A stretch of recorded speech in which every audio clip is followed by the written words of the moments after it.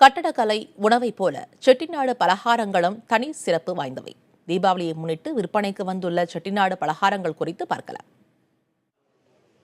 தீபாவளி என்றதும் புத்தாடைகள், பட்டாசுகளுக்கு அடுத்தபடியாக நம் நினைவுக்கு வருவது பலகாரங்கள். செட்டிநாடு கட்டடக்கலை கார உணவுகளைப் போல செட்டிநாடு பலகாரங்களும் உலக புகழ் பெற்றவை. குழந்தைகள், பெரியவர் என அனைவரும் விரும்பும் செட்டிநாடு பலகாரங்களை பட்டியலிடுகிறார் இவர். தீபாவளிக்குன்னு சிறப்பாக இந்த 7 பலகாரங்கள்: தேன்குழல் முறுக்கு, கை முறுக்கு, பிரண்ட முறுக்கு, சீப்புச்சீடை, சின்னச்சீடை, மணகோலம், மாவுருண்டை, அதிரசம் எல்லாம் செய்கிறதோட தீபாவளிக்குன்னு லட்டு, அல்வா, மைசூர் பாகு ஸ்பெஷலாக செய்கிறோம்.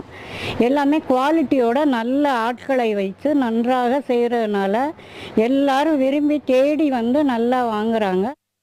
என்னதான் சுவைத்து பார்த்து பலகாரங்களை வாங்கினாலும் அவை தரமானவையா, குழந்தைகளின் உடல்நலனை பாதிக்குமா என்ற அச்சம் பலருக்கும் எழுவதுண்டு. ஆனால் செட்டிநாட்டு பலகாரங்களில் அத்தகைய கேள்விக்கே இடமில்லை என்கின்றனர் வாடிக்கையாளர்கள். இன்றைய அவசர உலகத்தில் கணவன் மனைவி இருவரும் வேலைக்கு செல்வதால் இந்த தீபாவளி டயத்தில் நம்ம வீட்டில் செஞ்சு கொடுக்குற மாதிரி பிள்ளைங்களுக்கு செஞ்சு கொடுக்க முடியல. ஆனால் வீட்டில் செஞ்ச மாதிரியே இங்கே இவங்க செய்கிறதுனால இவங்கள்ட்ட வந்து வாங்கிக்கிறோம். இவங்க ஒரு தடவை யூஸ் பண்ணுற எண்ணெயை மறு தடவை யூஸ் பண்ணுறது இல்லை. அதனால் எந்த விதமான சைடு எஃபெக்டும் இது ஒன்று வீட்டில் செய்கிற மாதிரியே இருக்கிறதுனால இவங்கள்ட்ட வந்து வாங்கி நம்ம கொடுக்கறதுனால குழந்தைங்களுக்கு எல்லாருக்கும் ஆரோக்கியமாக இருக்கிறது. பிடிச்சபடி நல்லா டேஸ்ட்டாகவும் செஞ்சு வைப்பாங்க.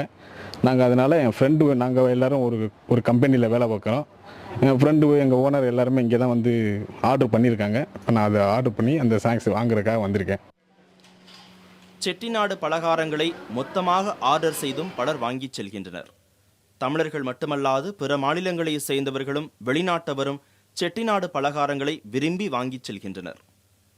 புதிய தலைமுறை செய்திகளுக்காக சிவகங்கையில் இருந்து செய்தியாளர் நாசர்.